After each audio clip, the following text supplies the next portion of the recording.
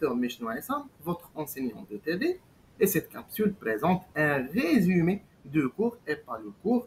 J'insiste sur c'est un résumé de cours en ce qui concerne le calcul des échanges de chaleur. Et cette partie, il faut comprendre qu'on l'a déjà fait au TD, mais ça reste une opportunité pour les gens ayant mal compris cette leçon et pour les gens ayant une mobilité réduite qui ne peuvent pas être assistés ou bien qui ne peuvent pas assister avec nous pendant les séances. Donc, la première des choses, on va essayer de comprendre comment on peut calculer les échanges de chaleur d'un corps de même nature physico-chimique. Et c'est quoi un corps de même nature physico-chimique? Un corps de même nature physico-chimique, c'est-à-dire qu'il n'y a pas de réaction chimique et qu'il n'y a pas de changement d'état ou bien de changement de phase. C'est-à-dire que le corps doit rester le même pendant le calcul. On doit comprendre alors comment on peut calculer la chaleur échangée à partir de ces exemples. On prend par exemple ce bloc-là, c'est un corps de 1 gramme et on peut donner comme données que l'énergie nécessaire, c'est-à-dire la chaleur nécessaire pour monter sa température d'1 degré Celsius est de 2 joules. Et là, on va essayer de faire quelques applications numériques qui permettent généralement de mieux comprendre les choses. Alors, pour ce corps-là de 1 gramme, si on veut monter par exemple la température de 5 degrés Celsius, on a comme donné l'énergie nécessaire ou bien la chaleur nécessaire pour monter 1 degré Celsius, il suffit de multiplier l'écart ou bien l'élévation de température fois l'énergie échangée ou bien la chaleur échangée qui fait 2 joules, c'est-à-dire la chaleur nécessaire pour monter d'1 degré Celsius, fois 5, c'est-à-dire 5 degrés Celsius. Et on prend aussi la même chose. Là, on a étudié l'influence de la température. Et là, on va étudier l'influence de la masse. Si on veut, par exemple, calculer l'énergie nécessaire pour monter ce bloc qui est constitué de 2 grammes, 1 degré Celsius, on a comme donné l'énergie nécessaire pour monter la température d'1 degré Celsius pour 1 gramme. Là, il faut multiplier fois la masse. On peut dire que l'énergie nécessaire pour monter 1 degré Celsius pour 2 grammes, c'est la masse, c'est-à-dire 2 grammes, il y a 2 grammes fois 2, c'est-à-dire que l'énergie nécessaire pour monter de 1 degré Celsius pour 1 gramme. La même chose si on fait monter en même temps la température de 5 degrés Celsius et nous ajoutons un autre bloc qui fait 2 grammes.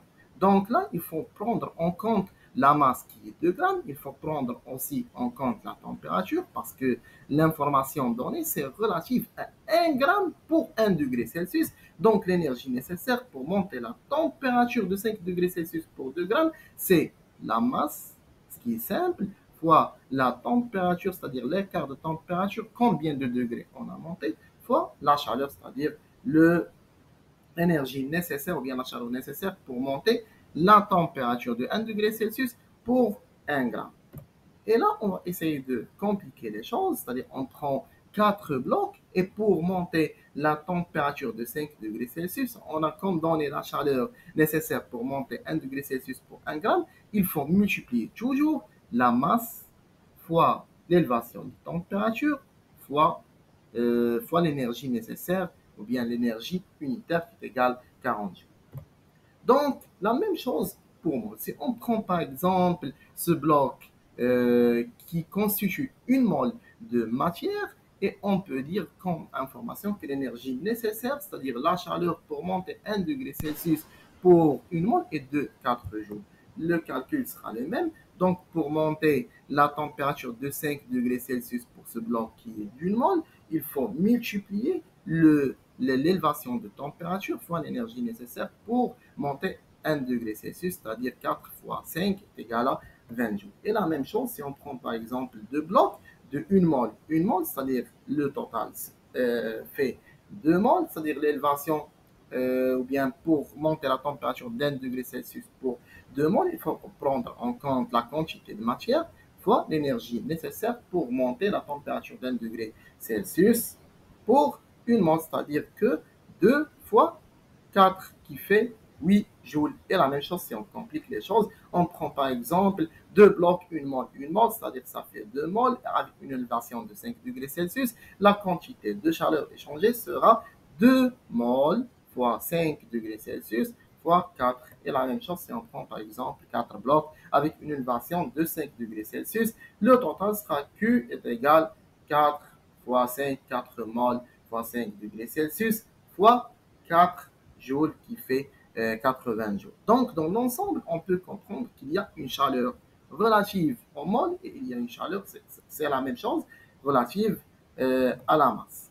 Donc, on peut dire comme un résumé que la chaleur est égale, ou bien la chaleur échangée est égale la masse fois la capacité ou bien l'énergie nécessaire pour bien massique pour monter la température d'un degré Celsius de 1 gramme de matière fois l'élévation de température qui est delta.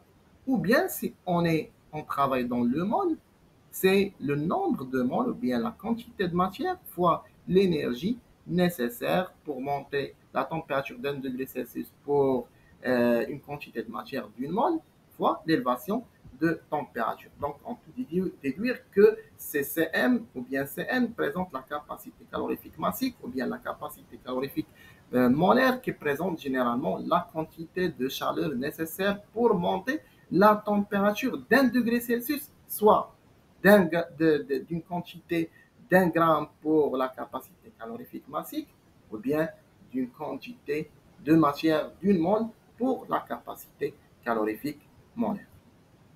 Donc, pour mesurer cette chaleur, on fait généralement la calorimétrie, qui est généralement une technique qui consiste à réaliser une transformation dans un système adiabatique. C'est-à-dire que le système est le calorifère. Il faut comprendre de quoi il est composé le calorifère. Il faut comprendre que le calorimètre est composé de cette paroi qui est isolée du milieu extérieur. C'est-à-dire que cette paroi il permet d'isoler ce système de l'univers. Il y a aussi ici, il y a de l'eau. Il faut comprendre que ce calorimètre généralement est rempli de l'eau et il y a une capsule intérieure. Le système de la capsule avec l'eau est un système fermé. C'est quoi un système fermé? C'est un système qui permet d'échanger uniquement la chaleur et pas la matière. Donc, il faut comprendre que ici, l'eau, les changements de température, généralement, sont dus au phénomène thermodynamique réalisé ici. C'est-à-dire que entre ici et ici, il n'y a pas d'échange.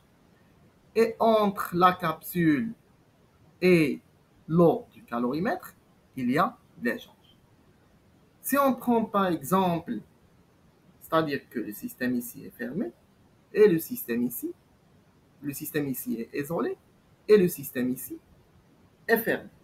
Donc, si on prend par exemple, si on fait une réaction de combustion, c'est-à-dire on met du feu ici, il y aura un dégagement de chaleur vers l'eau, c'est-à-dire vers le calorimètre. Et par la suite, quand il y a une diffusion de chaleur, bien un envoi de chaleur, il y aura une élévation de température.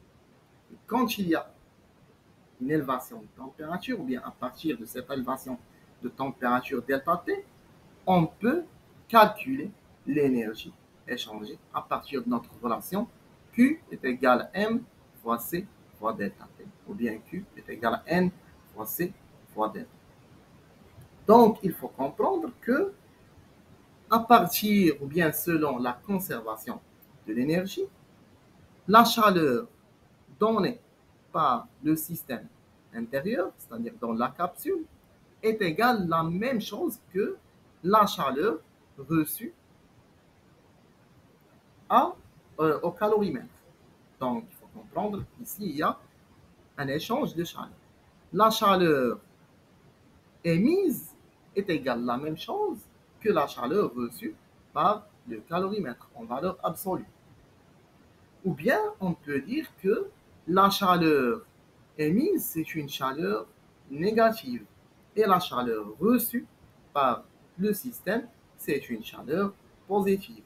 C'est la raison pour laquelle on peut dire que la chaleur échangée par le calorimètre est est égal à moins la chaleur émise par l'échantillon.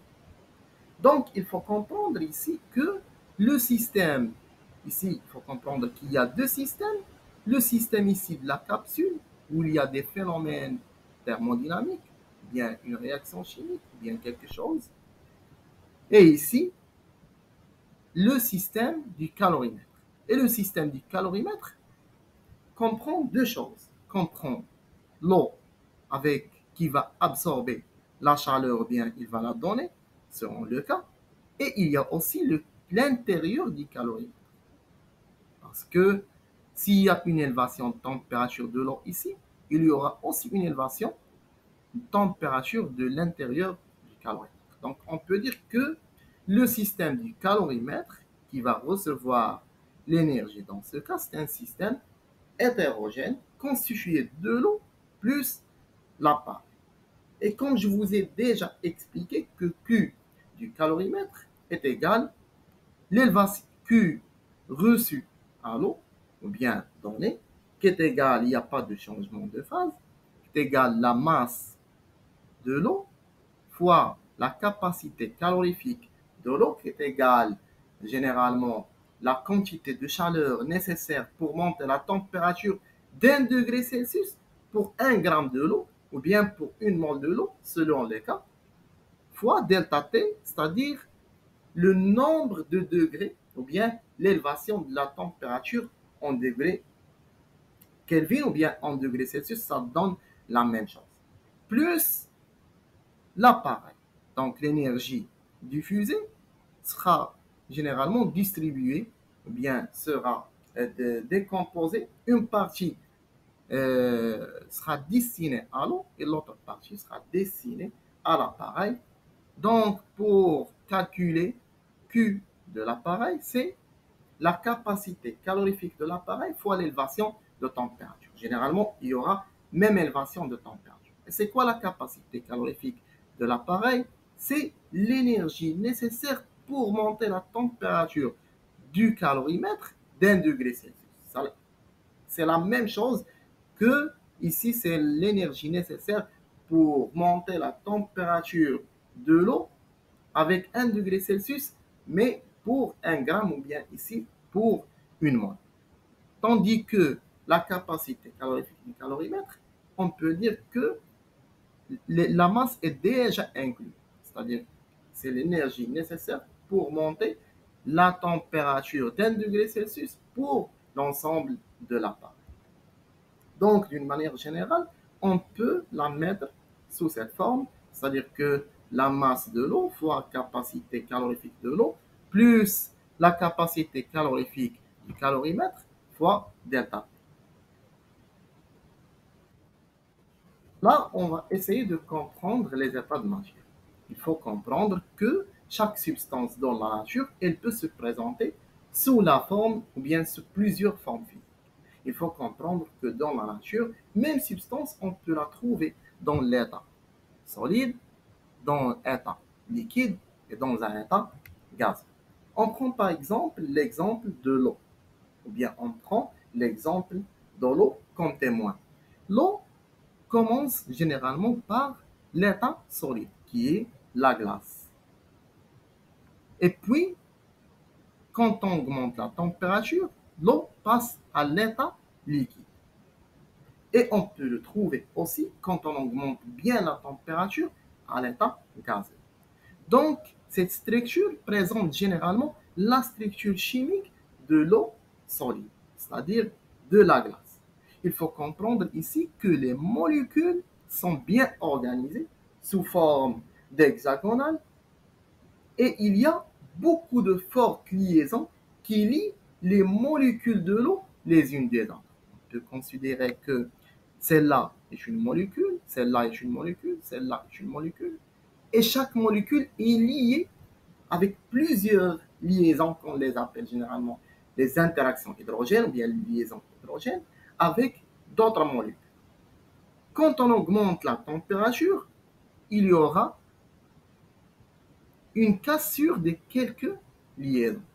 C'est-à-dire quand on augmente la température, on peut dire que quand on donne de l'énergie, Et quand on passe à la phase de liquide, il faut comprendre que l'eau est liée aussi avec des liaisons hydrogènes, mais pas comme dans le cas du sol. Les liaisons ici sont moins stables, c'est-à-dire moins fortes, et il y a peu de liaisons relativement au système de l'eau solide. Tandis que pour la vapeur, il faut comprendre que les molécules sont libres dans l'air. Il n'y a aucune liaison entre les molécules. Et ça, c'est la différence entre l'eau solide, l'eau liquide et l'eau gaz. Donc là, on va essayer de comprendre les changements d'état. Et on reste dans l'eau. Il faut comprendre que l'eau peut se transformer à plusieurs températures. On peut le trouver en plusieurs états. Par exemple, à une température en dessous de 0 degré Celsius, l'eau est solide, c'est-à-dire l'eau est sous forme de glace. Tandis qu'à une température supérieure, c'est-à-dire comprise entre 0 et 100 degrés Celsius, l'eau se présente sous sa forme liquide. Et à une température, quand on passe au-dessus de 100 degrés, c'est l'ébullition, c'est-à-dire le passage ou bien l'eau est trouvée à son état gazeux, c'est-à-dire la vapeur d'eau. Si on prend ce exemple-là, on prend des glaces à moins 20 degrés Celsius et on fait ces glaces, on leur donne l'énergie, c'est-à-dire on va les chauffer. Qu'est-ce qui se passe? Il faut comprendre que à moins 20 degrés, quand on donne de l'énergie, là, il y aura une chaleur sensible. Et cette chaleur sensible, elle permettra d'augmenter la température successivement, degré par degré, jusqu'à atteindre 0 degré. À partir de 0 degré, la glace passe à l'état liquide, c'est-à-dire que la glace va se fondre. On sait bien que la structure de la glace est une structure complexe où les liaisons sont très fortes et sont nombreuses. Quand on fait fondre, la glace pour passer à l'état liquide, qu'est-ce qui se passe? Il y aura une augmentation de température, jusqu'à 0 degré Celsius. Puis, la chaleur donnée ne va pas augmenter la température. Mais premièrement, elle doit changer la phase. C'est-à-dire que la chaleur donnée, elle va casser la plupart des liaisons. C'est-à-dire que ces liaisons, pour les casser, il faut de l'énergie, il faut de la chaleur. Donc, elle va casser la plupart des liaisons pour transformer cette structure de la glace en structure de l'eau liquide. C'est la raison pour laquelle, là, il y a toujours le chauffage, c'est-à-dire là, si le chauffage en fonction du temps, on chauffe de moins 20 degrés, il y aura une élévation de température. Toujours une élévation de température jusqu'à la température de changement de phase, ou bien de changement d'état.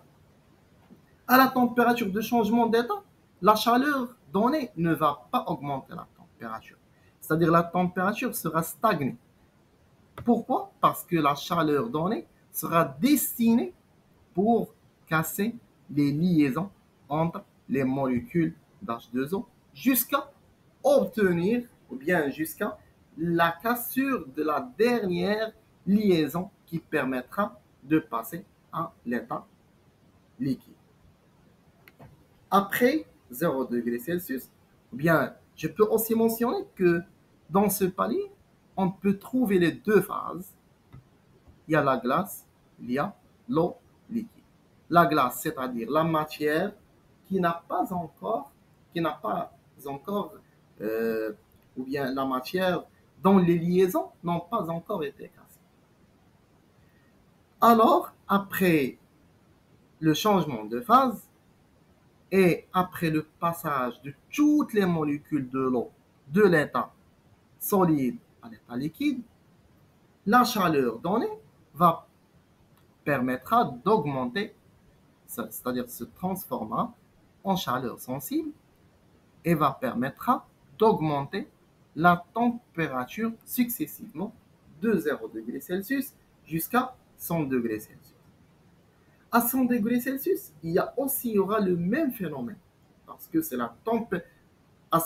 Au-dessus de 100 degrés Celsius, on ne peut jamais trouver l'eau liquide. L'eau se transforme strictement en vapeur. L'eau, généralement, même on donne une énergie énorme, ne peut jamais transformer en état liquide, bien ne peut jamais dépasser en état liquide 100 degrés Celsius. Donc, quand on arrive à 100 degrés Celsius, la chaleur va permettre d'augmenter la température jusqu'à 100 degrés Celsius, puis la chaleur donnée sera destinée à casser les liaisons de l'eau liquide pour se transformer en eau libre, dont les molécules d'eau sont libres, c'est-à-dire l'eau à l'état vapeur. Et après, c'est-à-dire dans ce palier, nous aurons à 100 degrés Celsius, nous aurons l'eau vapeur, c'est-à-dire les molécules ayant subi un brisage de liaison, c'est-à-dire que les interactions entre les molécules ont été brisées, et aussi l'eau liquide, c'est-à-dire la quantité de matière dont les interactions hydrogènes n'ont pas encore été brisées. Puis, après 100 degrés Celsius, après la libération de toutes les molécules, c'est-à-dire toutes les molécules doivent être libres, il y aura encore une élévation de température jusqu'à 700 degrés Celsius ou plus. Donc, on peut dire ici qu'il y a, pour calculer, ici, il y avait une chaleur. Pour passer de moins 20 degrés jusqu'à 0 degrés, il y avait une chaleur nécessaire. Bien, une chaleur d'ombre.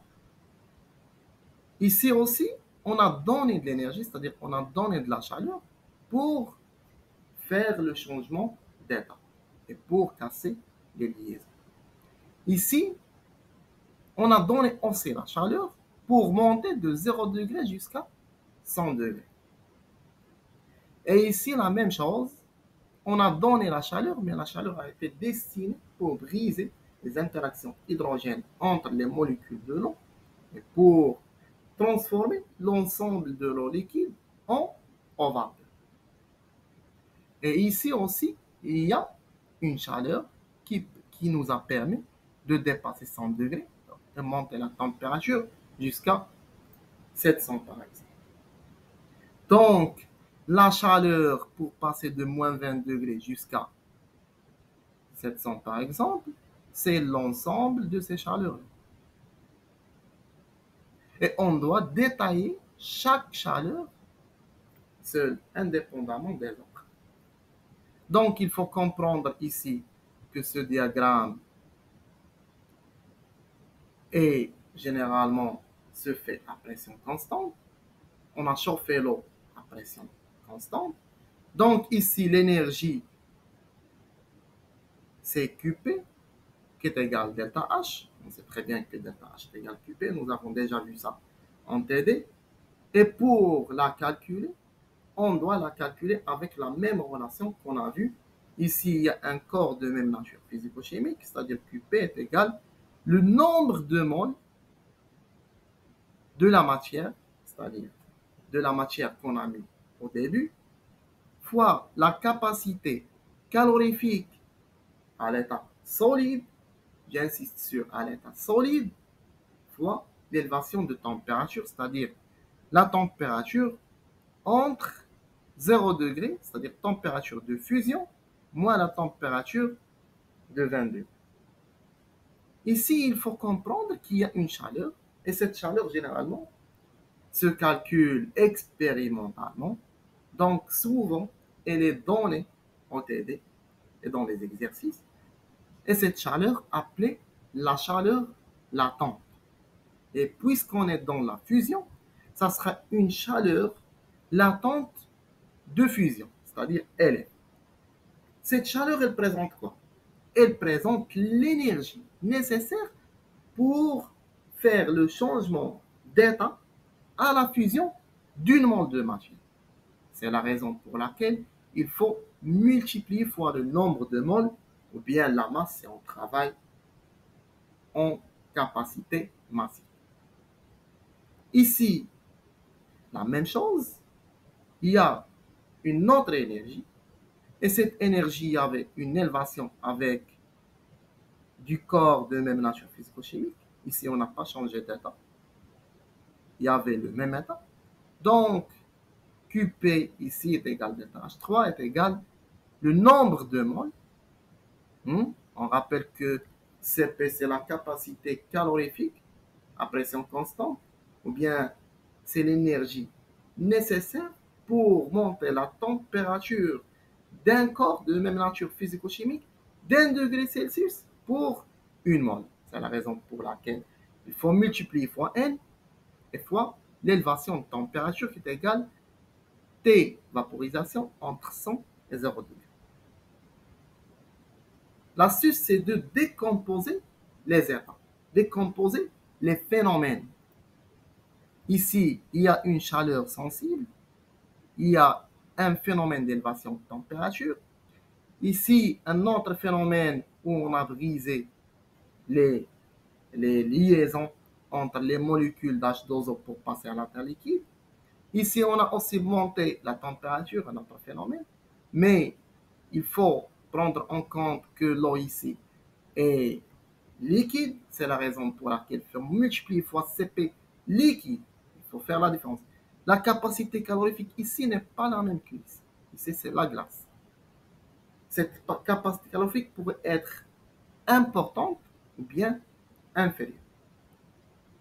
Par exemple, l'énergie nécessaire pour monter la température de la glace n'est pas la même énergie nécessaire pour monter la température de l'eau liquide. Donc ici, il y a un autre phénomène, c'est on a brisé, c'est une chaleur latente de vaporisation, où on a brisé la plupart, ou bien la totalité des liaisons entre les molécules d'H2O pour passer à l'état vapeur. Et ici aussi une chaleur sensible avec laquelle on a pu augmenter la température au-dessus de 100 degrés. Donc ici, il faut comprendre qu'il y a le premier phénomène, le deuxième phénomène, le troisième phénomène, le quatrième phénomène et le cinquième phénomène. C'est-à-dire qu'il y a 5 énergies. Voilà. Donc, on peut dire ici que dans cette partie, c'est une chaleur sensible. Il y a une augmentation de température d'un corps de même nature physico-chimique, c'est-à-dire l'eau va rester vapeur toujours.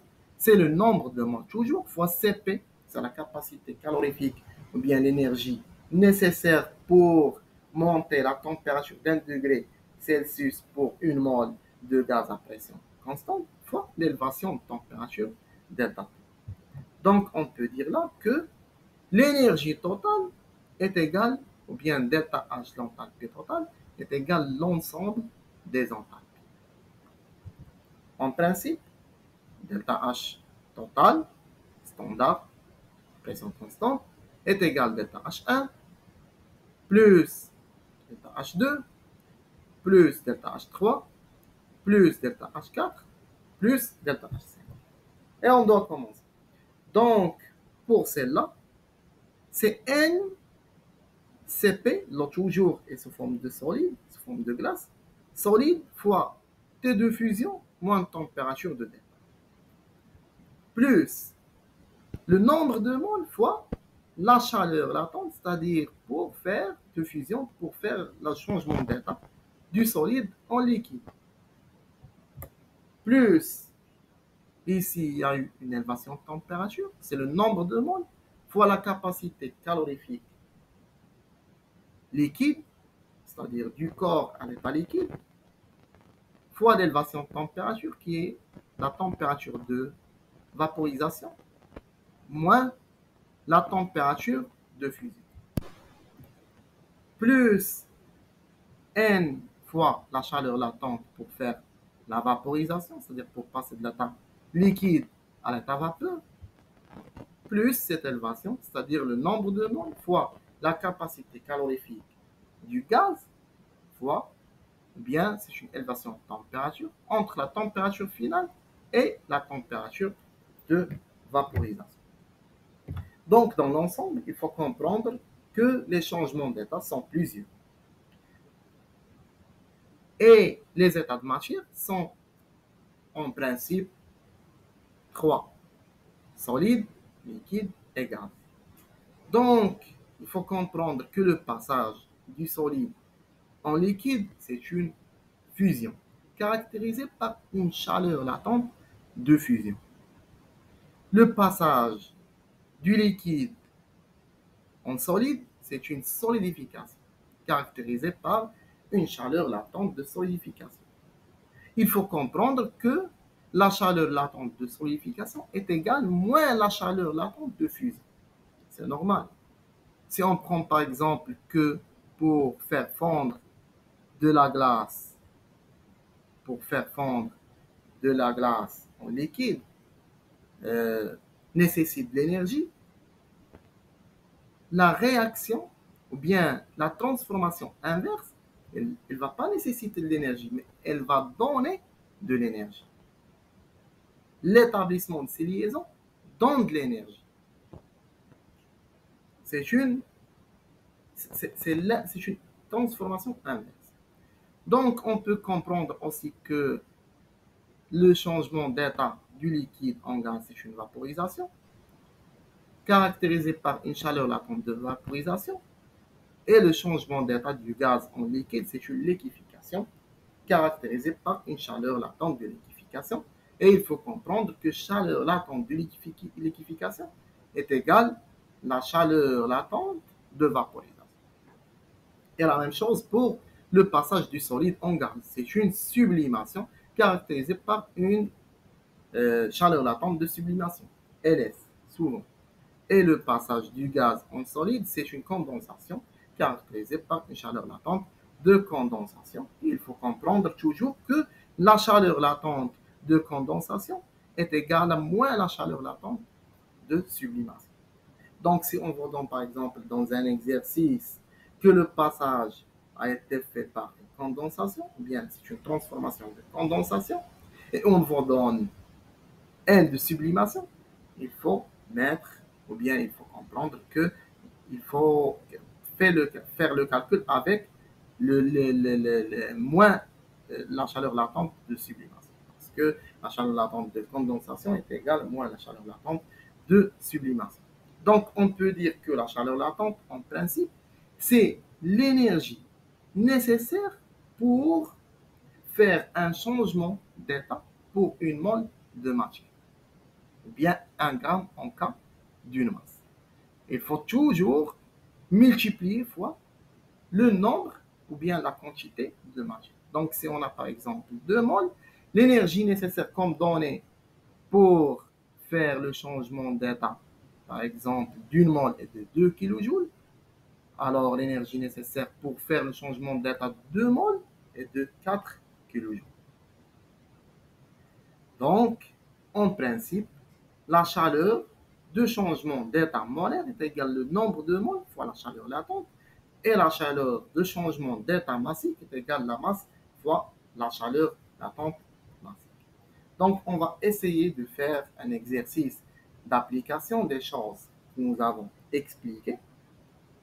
Cet exercice est très important parce qu'il regroupe là le calcul de la chaleur pour un corps de même nature physico-chimique avec et sans changement d'état. On va calculer dans cet exercice la chaleur avec et sans changement d'état. Et cet exercice est très important, il va nous permettre de maîtriser cette partie de calorimétrie et de la chaleur. Donc l'exercice dit qu'on dispose d'un calorimètre qui est au début de chacune des expériences suivantes, c'est-à-dire qu'on va faire plusieurs expériences, expérience 1, expérience 2, expérience 3. Ces expériences sont indépendantes les unes des autres. Donc ce calorimètre, comme je vous ai déjà expliqué, contient 1000 grammes ou bien 1 litre de l'eau, c'est-à-dire 1000 grammes de l'eau à 20 degrés Celsius. Que la température de départ est de 20 degrés Celsius. Dans le calorimètre, c'est-à-dire ici dans la capsule, dans l'échantillon, on y verse 1000 grammes de l'eau.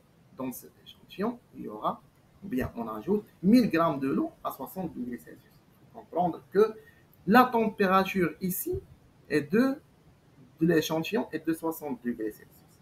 Tandis que la température dans le calorimètre est de 20 degrés Celsius. Donc, il y aura une diffusion, ou bien un don de chaleur, avec une augmentation de la température, avec une augmentation de la température de l'eau du calorimètre et du calorimètre lui-même, de l'appareil.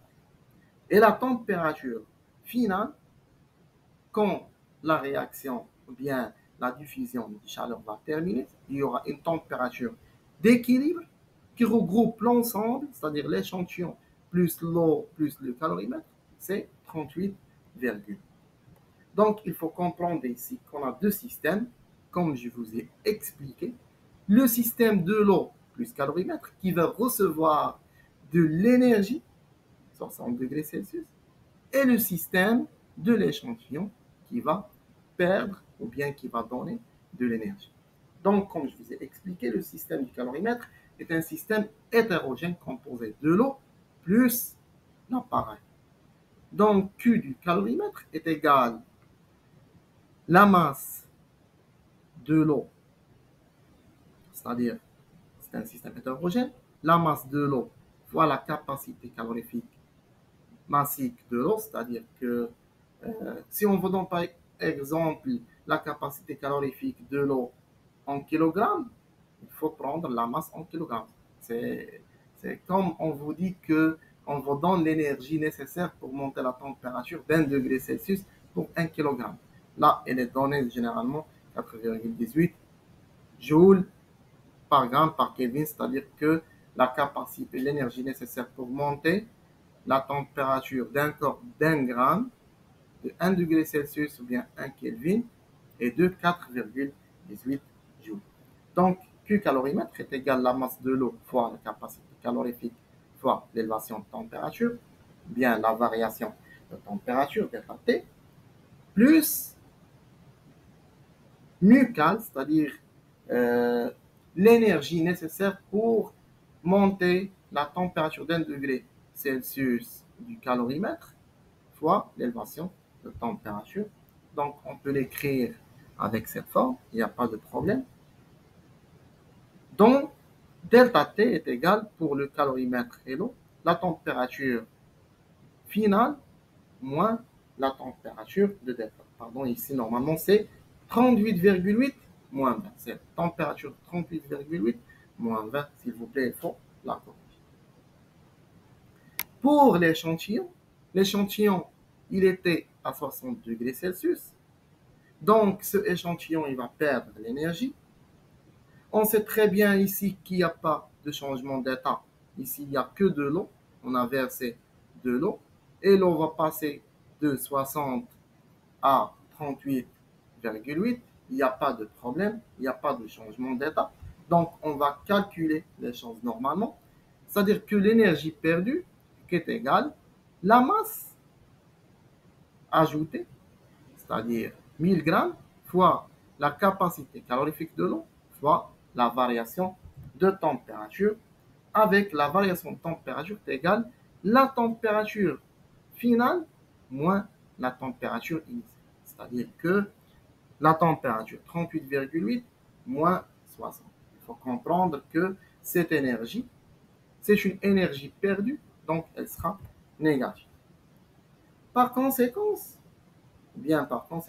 on sait que selon la conservation de l'énergie, on a Q, la chaleur reçue par le calorimètre, l'ensemble du calorimètre, c'est-à-dire O plus appareil, est égal à moins la chaleur donnée par perdue ou bien la chaleur perdue par l'échantillon. Donc, on peut mettre ici que, ici elle est correcte, Q calorimètre, voilà, est égal moins Q échantillon. Ce qui est demandé, c'est la capacité calorifique mutuelle du calorimètre. À partir d'un développement, Cette masse de l'eau du calorimètre, on l'a déjà. On sait que le calorimètre contient 1 litre de l'eau, c'est-à-dire 1000 grammes. C de l'eau, on l'a déjà comme donnée. On cherche mu cal, cette température, on l'a. Cette température, on l'a. Cette masse, c'est la masse ajoutée, c'est 1000 grammes, fois CE, on l'a déjà, c'est la capacité calorique. Parce que ici, il n'y a généralement pas de problème parce que c'est l'eau dans les deux compartiments. Fois la variation de température, il faut faire attention avec la variation de température parce que la variation de température ici, c'est la température finale, c'est 38,8 moins 20. Tandis que ici aussi, c'est la température finalement initiale, ça fait 38,8 moins. Donc, après le calcul, on obtient que mu cal est égal à 776,61 joules Kelvin moins. On passe à la question 2. Dans la question 2, on y met 30 grammes de glace à 0 degré Celsius. Et la température finale est de 17,50. Quelle est la chaleur de fusion QLF est égal de glace? Donc, il faut comprendre que là, on a inversé les choses. Au début, on a mis l'eau à 60 degrés. C'est-à-dire que l'eau, il va perdre l'énergie à 60 degrés pour faire monter la température ici de l'eau du calorimètre qui va recevoir l'énergie. Donc là, on a mis un corps plus froid que le calorimètre, c'est-à-dire que le calorimètre, pour faire un équilibre, ou bien pour, euh, pour faire généralement l'équilibre, c'est le calorimètre qui va donner l'énergie à l'échantillon. Donc, on a mis 30 grammes de glace à 0 degré Celsius et la température finale est de 17,50. Donc, la première des choses, il faut tracer le diagramme de Taman. Le temps en fonction de la température en fonction du temps. On commence à 0 degré. 0 degré, c'est la température de passage de l'état, bien de changement d'état, de l'état solide à l'état liquide. Donc, on va commencer généralement par la chaleur donnée par le calorimètre sera donnée directement ou bien sera destinée directement à la cassure des liaisons entre les molécules d'H2O pour faire le changement d'état. Puis après le changement total d'état, il y aura une élévation de température jusqu'à 17,50. On peut dire que je vous ai expliqué déjà que cette partie, on l'appelle, ou bien l'énergie dans cette partie, l'énergie destinée à faire un changement d'état, c'est une chaleur latente. Donc, puisqu'on travaille avec des masses, c'est la masse fois la chaleur latente.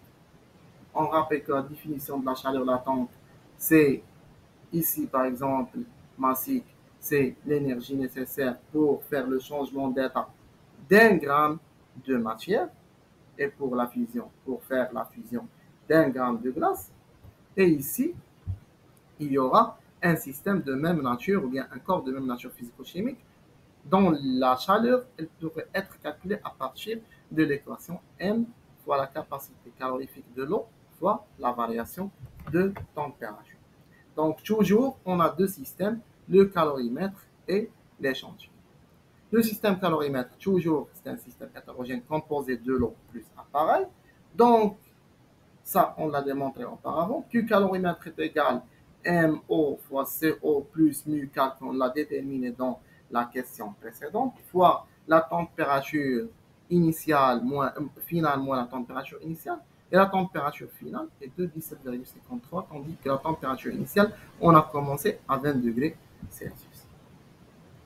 Pour l'autre système, c'est l'échantillon, c'est la glace à 0 degré. On a dit que l'énergie donnée sera destinée au début au changement d'état, c'est-à-dire c'est une chaleur latente qui est égale M, l'ensemble des énergies est égal à Q1 plus Q2, et Q1 est égal à M fois LF, c'est-à-dire la masse de glace, 30 grammes fois la chaleur latente qu'on cherche, plus la masse de glace fois la capacité calorifique de l'eau fois l'élévation de température entre 0 et 17,53 degrés Celsius. Donc la chaleur de l'échantillon est égale M glace fois LF plus M glace fois la capacité calorifique de l'eau fois température 17,53 degrés Celsius moins T 0 degrés Celsius. Il faut comprendre que ici il n'y avait pas de changement d'état.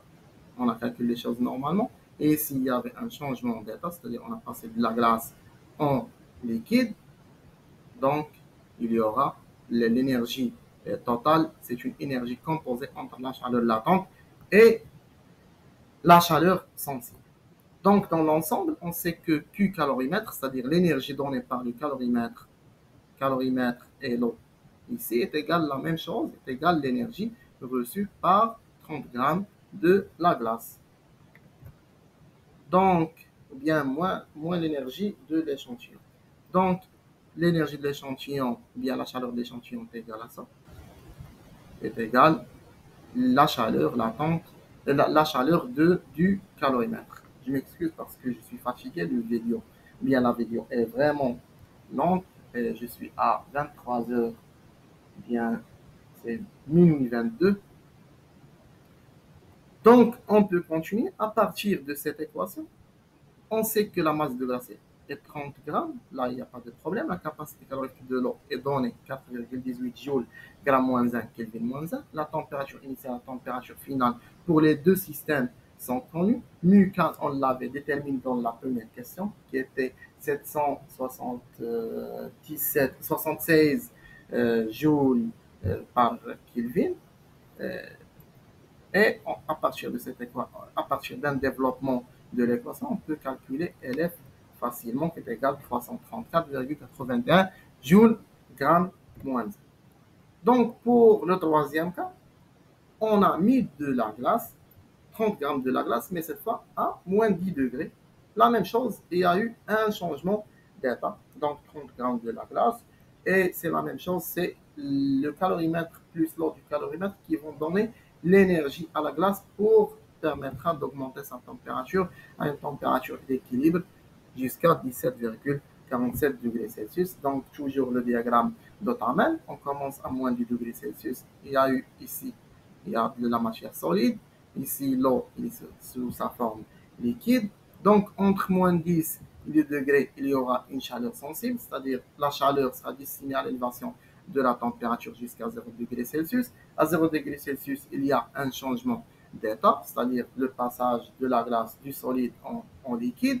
Et puis, après le passage du solide en liquide, il y aura une élévation de température sans problème. Et la même chose, on peut dire que l'énergie totale ici est égale à l'ensemble des énergies. Il y a eu trois phénomènes. Le premier phénomène, Q1, sera calculé par, ici, il y a une chaleur sensible, c'est-à-dire on va calculer avec l'équation d'un corps de même nature physico-chimique parce qu'il est toujours solide entre la température de moins 10 et 0 degrés Celsius.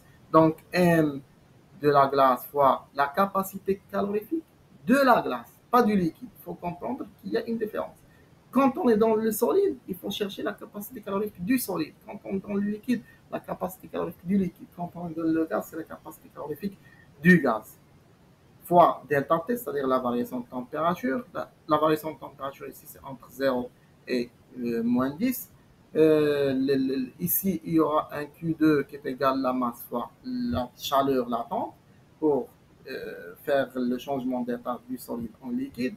Et ici, c'est Q3. Ici, il y a aussi un corps de nature physico-chimique, l'élévation de température du liquide qui est égal à M fois la capacité calorifique du liquide, de l'eau liquide fois les variations de température. C'est-à-dire la variation de température du liquide, c'est entre 17,47 et 0 degrés Celsius. Donc, on peut dire, comme toujours, qu'il y a deux systèmes. Le système du calorimètre constitue de l'eau plus l'appareil et l'autre système, c'est l'échantillon ou bien la glace à moins 10 degrés Celsius. Pour le système hétérogène eau plus appareil, il y a le Q calorimètre, on l'avait déjà déterminé, c'est la masse de l'eau fois la capacité calorifique de l'eau plus mu cal, j'accélère parce que j'espère que vous avez compris, fois la température finale qui est de 17,41, moins la température initiale, c'est 20 degrés. Et pour l'échantillon de la glace, il y a eu trois phénomènes. Donc, Q de l'échantillon est égal, généralement, c'est M fois C de la glace fois delta T, plus Q de M fois LF, plus Q3 M fois CE fois delta T. Je m'excuse parce que j'ai oublié ici d'ajouter la première chaleur pour monter la température de moins 10 jusqu'à 0 degré, mais je l'ai mis dans l'équation ici. Donc, Q de l'échantillon est égal à la masse de la glace fois C de la glace, la température entre 0 et moins 10 degrés, plus la masse de la glace fois la chaleur latente pour faire le changement d'état, plus la masse de la glace fois CO, parce que l'eau est passée à l'état liquide, fois la température finale ici, c'est 17,41 moins la température initiale, c'est-à-dire du liquide, moins 1. Et toujours par la loi de conservation de l'énergie, ou bien il y avait une conservation de la chaleur, Q du calorimètre est égal à moins Q de l'échantillon, et par conséquence, cette équation est égale à l'équation ici. Avec un développement de l'équation là, tous les paramètres ici sont connus, sauf la capacité calorifique de la glace. Donc, on peut développer cette équation pour obtenir que ces glaces est égale à l'équation en haut sur l'équation en bas. Et après l'équation, euh, après l'application numérique, on obtient que ces glaces est égale à 2,03 joules par gramme par kilo. Merci pour votre attention.